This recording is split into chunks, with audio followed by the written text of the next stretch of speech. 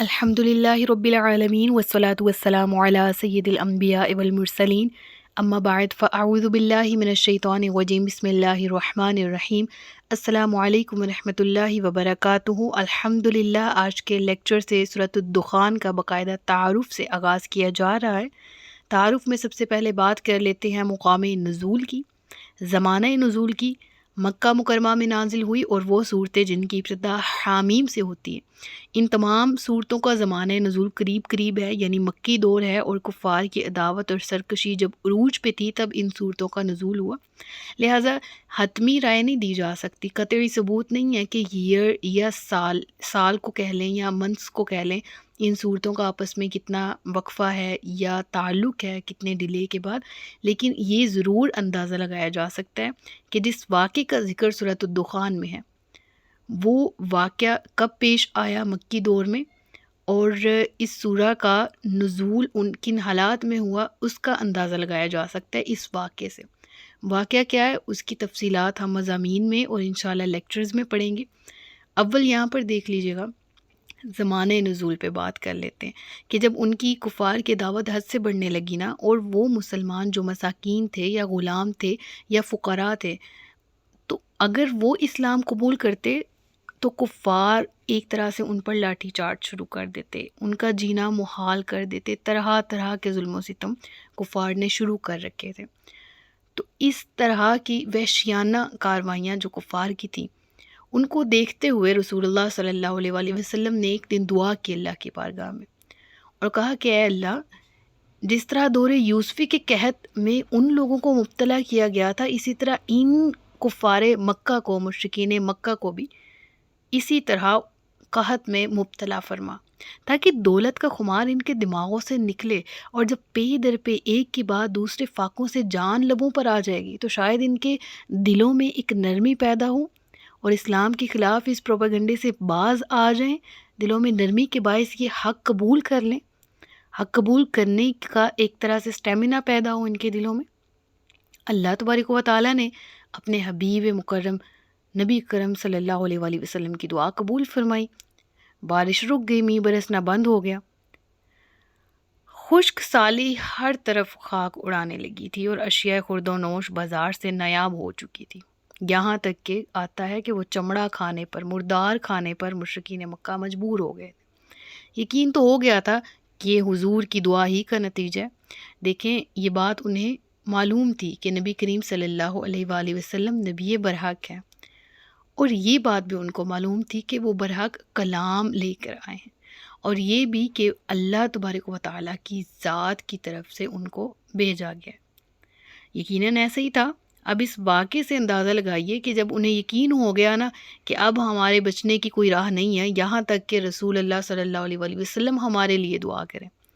یہ بلا نہیں ٹلنے لگی۔ چنانچہ وہ بڑے بڑے متکبر سرداران، جن میں ابو سفیان بھی تھا،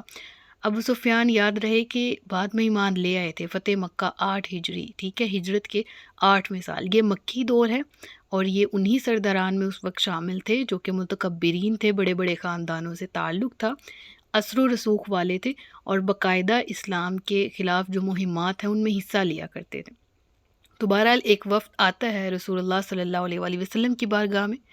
اور حاضر ہو کے التجا کرتا ہے کہ حضور دعا فرمائے، اللہ ہمیں اس قحط سے نجات بخش دے، اگر ہم نے اس سے چھٹکارا پا لیا تو ہم ضرور ایمان لائیں گے۔ تو اس چیز کی تشریح قرآن کریم کی بہت سی آیات میں آتی ہے کہ جب اللہ تعالیٰ انہیں کسی طوفان کا سامنا کرواتا ہے تو اس وقت مشکل کی حالت میں اللہ کو پکارتے ہیں، اور جب ان کو کنارے پر لگا دیتا ہے، ان سمندر کی موجوں سے نکال لیتا ہے، تو اس وقت پھر شرک کرنے لگتے ہیں۔ تو یہی ایک منظر یہاں پر ان آیات کے طور پر، جس طرح ان کی کہہ لیں ایک ترجمانی اس واقعے میں ہمیں ملتی ہے کہ وہ کہتے ہیں کہ ہم ایمان لیں گے، آپ اس قحط سے ہماری نجات دلا دیں۔ تو اللہ تبارک و تعالیٰ کی طرف سے رسول اللہ صلی اللہ علیہ وآلہ وسلم نے پھر کیا کیا کہ جب ان تک یہ لشکر پہنچا تو آپ نے اپنے دستے رحمت دعا کے لیے اٹھائے، میਂہ برسنا شروع ہو گیا، اور قحط سالی کا خاتمہ ہو گیا، اور ہلاکت انگیزیوں سے ان کو نجات مل گئی تمام کو۔ تو اس وقت اس سورہ کا نزول ہوا، اور اس واقعے سے ہم اندازہ لگا سکتے ہیں کہ مکی دور اور وہ دور جب مسلمانوں پر ظلم و ستم ہو رہا تھا، تو اس سورہ کا نزول ہوا۔ حوامیم میں سے ایک سورہ یہ بھی ہے، یعنی جن کی ابتدا حامیم سے ہوتی ہے، اس چین میں یہ سورہ بھی آتی ہے۔ بہرحال رکوع اور آیات کی تعداد کی بات کر لیں تو اس میں 3 رکوع ہیں، 59 آیتیں ہیں۔ اگر دخان نام رکھنے کی وجہ پر غور کیا جائے اس سورہ کو کیوں کہا جاتا ہے، تو عربی میں دھوئیں کو دخان کہتے ہیں، اور اس سورہ کی آیت نمبر 10 میں دھوئیں کا ذکر ہے۔ اسی مناسبت سے اس سورہ کا نام دخان سے موسوم کیا گیا ہے۔ اگر اس کے فضائل کے بارے میں بات کر لیں تو کافی توجہ سے سنیے گا کہ حضرت ابو ہریرہ رضی اللہ تعالیٰ عنہ سے روایت ہے کہ تاجدار رسالت صلی اللہ علیہ وآلہ وسلم نے ارشاد فرمایا، جس نے رات کے وقت سورۃ حامیم دخان کی تلاوت کی تو وہ اس حال میں صبح کرے گا کہ اس کے لیے 70,000 فرشتے استغفار کر رہے ہوں گے۔ یہ صحیحین میں سے حدیث ہے، ترمذی کتاب فضائل القرآن میں سے۔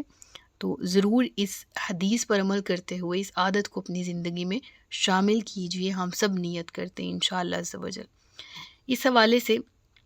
ہمارے سامنے ایک اور حدیث بھی آتی ہے، یہ بھی ترمذی کی حدیث ہے اور حضرت ابو ہریرہ رضی اللہ تعالیٰ عنہ سے ہی مروی ہے۔ آپ فرماتے ہیں کہ رسول کریم صلی اللہ علیہ وآلہ وسلم نے ارشاد فرمایا، جس نے جمعہ کی رات میں سورۃ حامیم دخان پڑھی اسے بخش دیا جائے گا۔ یعنی سورہ کا نام الدخان ہے، حامیم سے ابتدا ہوتی ہے، جس طرح پیچھے حامیم سجدہ، ٹھیک ہے، اسی طرح اس کو حامیم الدخان کہا جاتا ہے۔ مکمل نام یہ ہے لیکن الدخان کے نام سے یہ زیادہ مشہور ہے۔ تو دیکھیں، فرشتوں کا استغفار کی دعا کرنا یا دعائے مغفرت کے طفیل یہاں لکھا ہے کہ اس کی بخشش ہو جاتی ہے، تو اس کے سوا ہمیں کیا چاہیے کہ اللہ کی دیگر مخلوقات اس بندہ مومن کے لیے دعائے خیر کریں، دعائے بخشش کریں، اور پھر بخشش کا مل بھی جانا۔ جتنے ہم گناہ گار ہیں، جتنے بھی ہمارے پاس طریقے ہوں بخشش طلب کرنے کے موقع میں، لہٰذا اس طریقے کو ہاتھ سے جانے نہ دیں۔ اگر یہ قیمتی پھول ملا ہے تو اس کی قدر کرنے کی کوشش کیجیے۔ اللہ تعالی ہم سب کو اس سورہ کو اپنے معمول کے مطابق ڈیلی پڑھنے کی، تلاوت کرنے کی، اس کی لرننگز کو یاد کرنے کی، اس کے مطابق عمل کرنے کی توفیق عطا فرمائے، آمین۔ اس سورہ کے مضامین کی بات کر لیتے ہیں۔ اہل مکہ کی جو دلی بیماریاں تھیں جن میں وہ مبتلا تھے، اور اعلانیہ طور پر وہ اس چیز کا، اپنے شقاوت کا، اپنے ظلم و ستم کا یا اپنی نفرت کا وہ اظہار کرتے تھے، کسی سلسلے میں کسی صورت بھی وہ کلام الہی کو ماننے کے لیے تیار نہ تھے۔ تو اللہ تبارک و تعالیٰ نے اس سورہ کے مضامین کو اس طرح سے رکھا، اس سورہ میں ان مضامین کا مطالعہ ہمارے سامنے آئے گا کہ جو کہ خالص توحید پر مبنی ہے۔ ابتدا میں بتایا گیا کہ اللہ تبارک و تعالیٰ نے قرآن مجید کو شب قدر میں نازل فرمایا ہے، اور اس رات میں اللہ کے حکم سے تمام اہم کام فرشتوں کے درمیان تقسیم کر دیے جاتے ہیں۔ سورۃ القدر کی تفصیلات بھی انشاءاللہ آگے آ رہی ہیں، اس میں بھی ہم پڑھیں گے، اور انشاءاللہ اس میں بھی لیلۃ القدر کی فضیلت پر ہم انشاءاللہ بات کریں گے پہلے لیکچر میں۔ کفار مکہ نے مرنے کے بعد دوبارہ زندہ کیے جانے کا انکار کیا، تو ایک بادشاہ کی قوم اور اس سے پہلی قوم جیسے عاد اور سمود وغیرہ، ان کا انجام، قوم تبع کا ذکر یہاں پر آتا ہے، تو ان قوموں کا ذکر کیا گیا جو کہ اپنے جھٹلانے کے باعث انجام تک پہنچی، اور ان کا انجام بہت برا ہوا۔ اس کا ذکر کر کے کفار مکہ کو ان کے انجام سے تنبیہ دلائی جا رہی ہے۔ اس کے علاوہ اس سورہ کے مضامین میں کفار مکہ کے سامنے قیامت کے دن کی ہولناکیاں بیان کی گئیں، اور اس دن ہونے والے حساب اور ملنے والے عذاب اور جہنمی کھانے زقوم کے بارے میں بتایا گیا۔ زقوم کے درخت کی تفصیلات پیچھے بھی بارہا گزر چکی ہیں، اس سورہ میں بھی دیکھیں گے کہ یہ جہنم کا درخت ہے، جہنم میں اگایا گیا ہے، اور اس کے کس طرح سے کھانا کس قدر اس کا باعث اذیت ہے، اور استغفر اللہ ربی من کل ذنب واتوب الیہ، اس کے بارے میں تصوری خوف دلا دیتا ہے، اہل جہنم کی غذا ہوگا، تو اس کا ذکر کیا گیا، اور سورہ کے آخر میں نیک لوگوں کا ٹھکانہ اور برے لوگوں کا ٹھکانہ بتایا گیا، تاکہ نیک لوگ خوش ہو جائیں اور برے لوگ دردناک عذاب سے ڈر جائیں اور اپنے برے افعال سے باز آ جائیں۔ تو اس سمے دیگر انشاءاللہ بہت سے مضامین ہیں جن کو ہم کور کرنے کی کوشش کریں گے۔ اس سورہ کی ایک ایک آیت میں، قرآن کی ہر آیت میں حکمتوں کے خزانے، اللہ ہمیں سمیٹنے کی توفیق عطا فرمائے۔ سورہ زخرف کے ساتھ اس سورہ کی کیا مناسبت ہے، اس پر بات کر لیتے ہیں۔ سورہ دخان کی اپنے سے ماں قبل سورہ زخرف کے ساتھ ایک مناسبت یہ ہے کہ دونوں صورتوں کے شروع میں قرآن مجید کی عظمت و شان بیان ہوئی ہے، اور دوسری مناسبت یہ ہے کہ سورۃ الزخرف کے آخر میں اس دن کا ذکر کیا گیا ہے جس میں کفار مکہ کو عذاب دیے جانے کا وعدہ کیا گیا ہے، اور بالکل اسی طرح سے سورۃ الدخان میں اس دن کا وصف بیان ہوا ہے کہ اس دن آسمان سے ایک دھواں ظاہر ہوگا،